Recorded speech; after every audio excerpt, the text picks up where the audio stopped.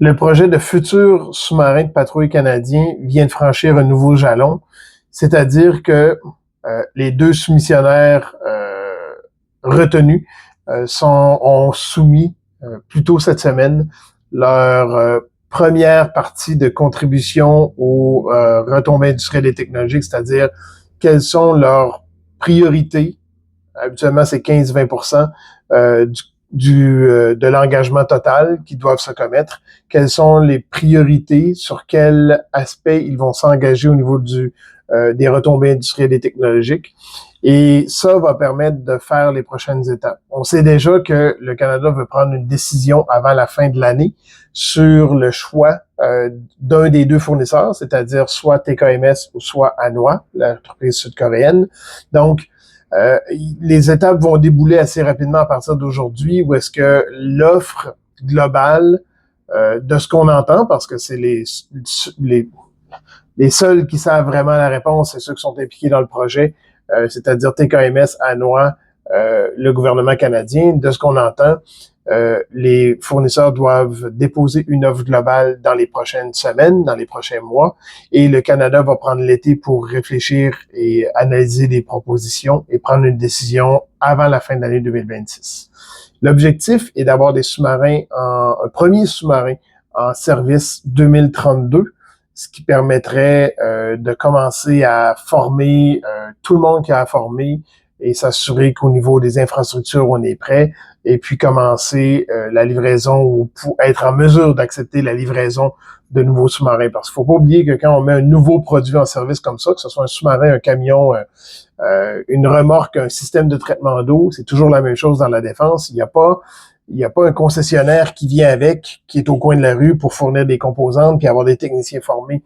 Il faut que tout ça se fasse en même temps. C'est ce qu'on appelle le sustainment. Et dans le projet de sous-marin, c'est probablement cette partie-là qui va prendre le plus d'ampleur au niveau des retombées industrielles et technologiques, parce que c'est la partie la plus, entre guillemets, facile. C'est difficile de transférer un site de production de sous-marins de l'Europe ou de la Corée du Sud au Canada.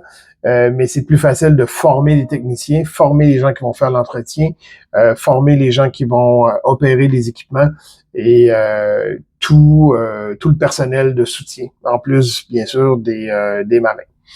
Donc, on sait déjà que Hanwha va probablement miser sur une stratégie un peu plus de sustainment, donc entretien, mise en service, entretien, etc., etc., et va miser, pour compléter ses obligations industrielles, va probablement miser sur des projets autres que les sous-marins, parce ils semblent tenir mordicus à produire les sous-marins en Corée du Sud. Donc, à ce moment-là, il faut qu'ils se revirent vers de l'indirect, c'est-à-dire des retombées industrielles et technologiques indirectes, donc des projets de recherche, des projets de la formation de main-d'œuvre, des projets avec des PME, et des projets autres que le projet des sous-marins, donc peut-être sur d'autres programmes pour lesquels, là, par exemple, il y a des programmes d'armement qui s'en viennent au Canada, où est-ce que Hanwha a déjà des capacités, fait qu'il pourrait peut-être miser sur le transfert technologique et industriel de ces projets-là pour compenser sur les sous-marins.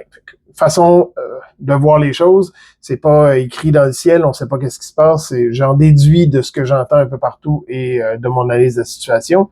Du côté TKMS, on a montré beaucoup plus d'ouverture à produire au Canada, donc je pense que comme on a déjà dit récemment, comme j'ai déjà dit récemment, en plus, TKMS a un carnet de commandes bien rempli pour les prochaines années, donc ça serait logique de vouloir faire un peu plus de transferts industriels et technologiques. Donc, on peut s'attendre à ce qu'il y ait peut-être un peu plus d'ouverture à produire localement. Tout ça reste à voir et on va le savoir dans les prochaines semaines sur ce qui va couler dans les médias ou ce qui va se dire dans les conférences. Nonobstant, je vous tiendrai au courant, mais c'est un projet qui risque d'être passionnant pour quelques années. Je suis Patrick Sirois de Triode. On aide nos clients européens et canadiens à gagner des parts de marché dans la défense et à piloter leurs projets avec succès.